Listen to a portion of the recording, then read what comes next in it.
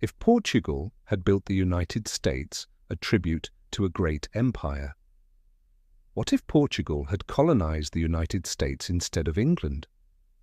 What if the land we now know as the United States had been shaped by Portuguese explorers, scholars, and settlers? Imagine a North America where the gentle sounds of fado fill the air, where architectural marvels resemble those of Lisbon and Porto, and where the vibrant traditions of Portugal define everyday life. Today, we can embark on a fascinating journey into an alternate timeline, a world where the red and green of the Portuguese flag flutter proudly over American soil. Let's make it clear, this is purely a speculative thought experiment, a tribute to one of the most impressive empires in history. No critique, no comparison, only admiration for Portugal's enduring legacy and a vision of what might have been. Let's rewind time to the 15th century, the dawn of the age of exploration. Portugal, a small nation with immense ambition, was leading the world in maritime discovery. While other kingdoms were hesitant, the Portuguese boldly sailed into the unknown. Figures like Prince Henry the Navigator laid the foundations for global navigation, financing expeditions that mapped the West African coast and opened sea routes to Asia and South America. By the time Columbus sailed under the Spanish crown, Portugal had already made major inroads into Africa and was on the verge of reaching Brazil. Now, let's imagine a scenario where Portuguese explorers had continued northward, reaching what would become the east coast of the United States before the English, French, or Dutch. What would this alternate America look like? First, the cultural landscape would be dramatically different. The Portuguese language would be the dominant tongue from Maine to California, with regional dialects influenced by indigenous languages, just as happened in Brazil. Cities like New York might be called Nova Lisboa, and instead of Times Square, we might gather in Praça do Tempo. The cuisine would be rich with flavors of bacalhau, chorizo, and caldo verde. Coffee culture, heavily influenced by Lisbon's cafes, would replace fast food chains, and American breakfasts might include pão com manteiga and bica instead of pancakes and bacon. Festivals like São João and Carnival would take center stage, filling streets with music, dancing, and colorful traditions passed down through centuries. Portugal's strong Catholic heritage would also have played a significant role in shaping American society. Grand cathedrals would stand as spiritual and architectural centers in every major city, echoing the beauty of Jeronimos Monastery or the Cathedral of Braga. Education and governance might have followed the models of Coimbra and Lisbon, places where science, literature, and philosophy were nurtured under a Catholic yet progressive worldview. The Jesuits, renowned for their educational missions, would likely have established elite schools and universities across the continent, laying foundations for a society that values both faith and knowledge. Economically, a Portuguese America would reflect the trading spirit that defined the empire for centuries. Portugal's knack for establishing efficient trade networks connecting Europe, Africa, Asia, and South America would extend into North America. Cities like Boston and Philadelphia might have become major ports within a vast Lusophone trade network, exchanging goods like spices, sugar, textiles, and exotic fruits.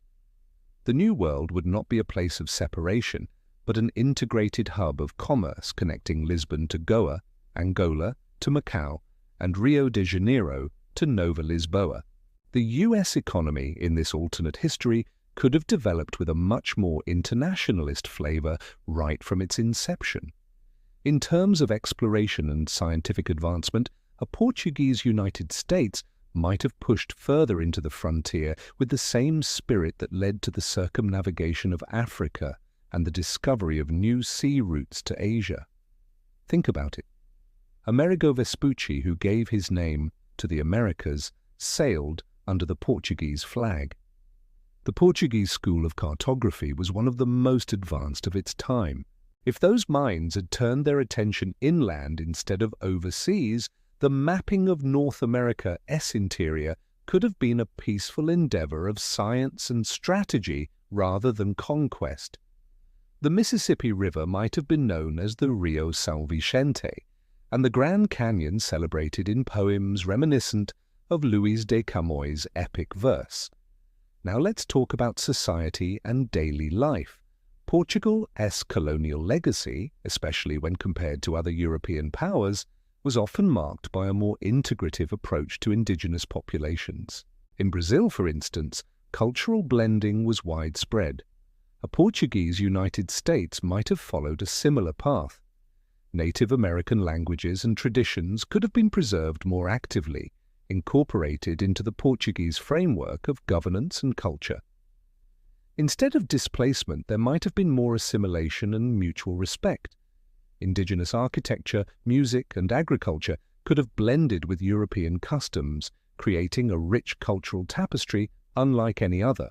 As for governance, Portugal's royal traditions and its gradual move toward constitutional monarchy would have shaped American institutions in a completely different way.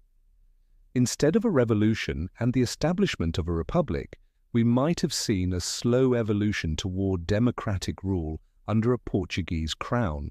Perhaps the US would have functioned like a federated monarchy with elected local leaders reporting to a central authority aligned with the king or queen in Lisbon. This monarchy might have resembled that of present-day Portugal, a ceremonial figurehead with a deep connection to national identity, while day-to-day governance remained in the hands of local leaders and councils. Portugal's contribution to the arts, music, and architecture cannot be overstated. Imagine a skyline dotted with Manueline-style buildings, richly adorned with maritime motifs, ropes, and shells, symbols of exploration and destiny. Instead of Broadway, you might attend fado performances in world-class theaters named after Fernando Pessoa or Amalia Rodrigues.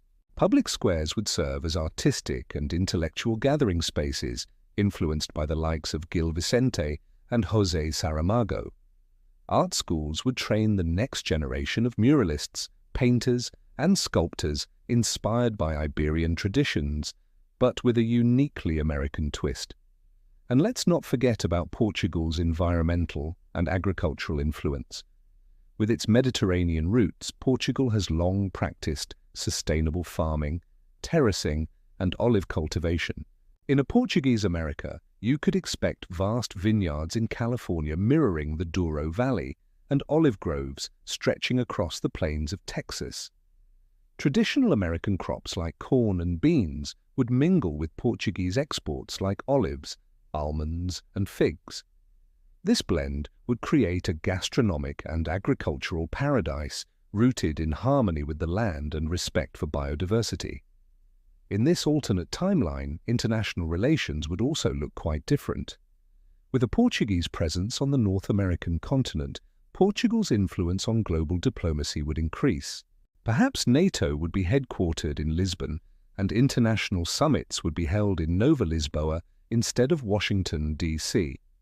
The balance of power in the Western world could shift, giving more voice to Lusophone nations. Brazil, Angola, Mozambique, and Cape Verde might rise as equal partners in global trade, science, and culture, unified by a common heritage and language. One must also consider the Portuguese mindset: calm, reflective, communal. The concept of saudade, a uniquely Portuguese feeling of longing and nostalgia, might shape national identity in this alternate US. The fast-paced, individualistic culture we know today might instead be replaced with a slower, more soulful approach to life. Family, tradition, and introspection would be national values.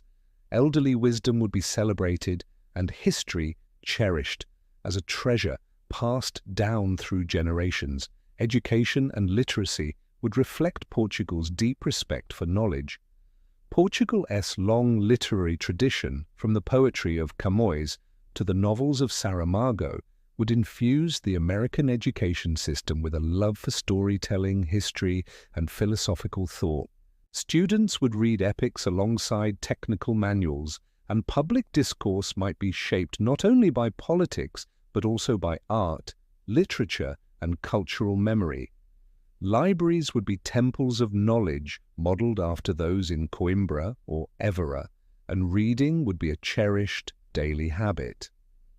Even in the realm of spirituality and metaphysics, the Portuguese influence would leave a mark. Catholic mysticism, Marian devotion, and a sense of spiritual connectedness would guide community rituals and personal reflection. Cities would host candlelit processions, saints' festivals, and symbolic pilgrimages. Whether or not one practiced religion, the Portuguese reverence for the sacred, manifested in architecture, music, and public life, would lend a sense of meaning and purpose to society. Let us not forget Portugal's legacy of resilience. Despite its size, Portugal built one of the longest-lived empires in history. From the jungles of Brazil to the streets of Macau, from the coasts of Angola to the spice markets of Goa, Portugal left a legacy of connection, adaptability, and endurance. If those same qualities had taken root in North America, the United States might have developed with a deeper sense of unity through diversity, an elegant dance between tradition and innovation, faith and reason, past and future. As we close this journey through an alternate reality, let's remember, this isn't about rewriting history, it's about honoring possibilities. Portugal, with its rich cultural heritage, fearless explorers, and enduring influence, has gifted the world with immeasurable treasures. Imagining a Portuguese America is not only a tribute to what could have been, but a celebration of what was. Portugal's legacy lives on in every corner of the globe, from language and cuisine to science and spirituality. And though history chose a different path, the spirit of Portugal continues to inspire. If you enjoyed this mental voyage through time, don't forget to like this video and subscribe to the channel for more historical explorations and what-if scenarios. Leave a comment below. What do you think the US would be like if Portugal had colonized it? Would you visit Nova Lisboa? What part of Portuguese culture fascinates you the most? Share your thoughts and help us grow this community of curious minds. Thanks for watching, and until next time, stay inspired by the wonders of history.